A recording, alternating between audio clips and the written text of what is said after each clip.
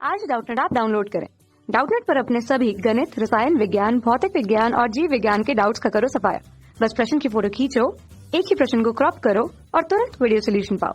अभी डाउनलोड करें। हेलो दोस्तों, आपका प्रश्न है सुक्रोज NaCl और CaCl2 के 0.01 मोलर जलीय विलयनों के क्वथनांक क्या है। पहले विकल्प में दे रखा है तीनों के लिए समान, दूसरे विकल्प में दे रखा है सुक्रोज विलयन के लिए अधिकतम, तीसरे विकल्प में दे रखा है NaCl विलयन के लिए अधिकतम, चौथे विकल्प में दे रखा है CaCl2 विलयन के लिए अधिकतम।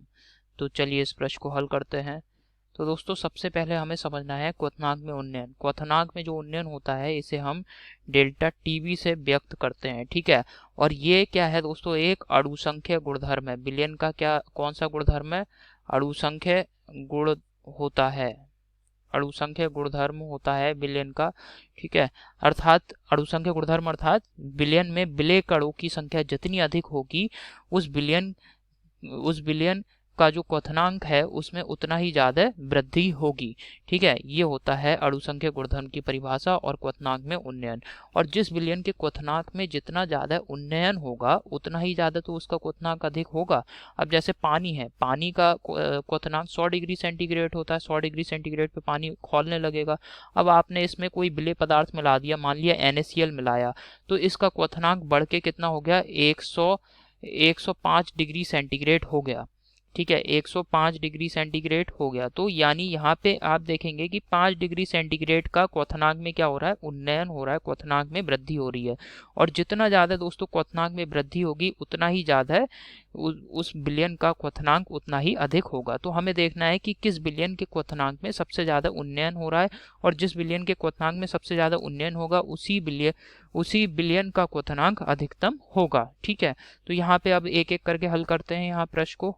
तो दोस्तों सुक्रोज जो होता है ये एक कार्बनिक यौगिक है, ठीक है। तो जब इसको विलयन बनाने के लिए जल में आप घोलेंगे तो जल जो है आपको पता है एक ध्रुवीय विलायक है, तो इस वजह से सुक्रोज आयनों में वियोजित नहीं होगा, जिसकी वजह से यहाँ पे विलेय के कणों की संख्या अधिक विलेय कणों की संख्या उत्पन्न नहीं होगी। जबकि दोस्तों NaCl ये विद्युत अपघट्य, जैसे ही आप इसको जल में घोलेंगे ये Na+Cl- में वियोजित हो जाएगा, अर्थात विलेय कणों की संख्या NaCl को घोलने पर जो विलयन बनेगा उसमें विलेय कणों की संख्या बढ़ जाएगी। अब हम CaCl2 को देखते हैं। यहाँ पे CaCl2 को जैसे ही विलयन बनाने के लिए घोलेंगे तो CaCl2 भी आयनों में वियोजित हो जाएगा। किस प्रकार से, Ca+2 और 2Cl- में वियोजित होगा। तो यही वजह दोस्तों यहाँ पर जो CaCl2 विलयन है इसके विलयन में आप देख रहे हैं अधिक कण उत्पन्न होंगे, विलेय कण अधिक उत्पन्न होंगे। अतः दोस्तों इसको यहाँ मैंने लिख दिया है कि CaCl2 विलयन में विलेय कणों की संख्या सबसे अधिक होगी, इसी कारण ये जो विलयन बनेगा इसके क्वथनांक में उन्नयन भी सबसे अधिक होगा। अतः दोस्तों कि CaCl2 जो विलयन है इसका क्वथनांक सबसे अधिक होगा। ये हमारे प्रश्न का उत्तर है। विकल्प देखते हैं कौन सा सही है। तो पहले विकल्प में दे रखा है तीनों के लिए समान, ये तो संभव नहीं है। दूसरे विकल्प में दे रखा है सुक्रोज विलयन के लिए अधिकतम, ये भी गलत विकल्प है। तीसरे विकल्प में दे रखा है NaCl विलयन के लिए अधिकतम, ये भी गलत विकल्प है। और चौथे विकल्प में दे रखा है CaCl2 विलयन के लिए अधिकतम, चौथा विकल्प बिल्कुल सही है। और यही हमारे प्रश्न का उत्तर है, ठीक है। तो आशा करता हूँ आपको ये समझ में आया होगा। धन्यवाद। कक्षा 6 से 12वीं से लेकर नीट, IIT, JEE वो एडवांस के लेवल तक 1 करोड़ से ज्यादा छात्रों का भरोसा।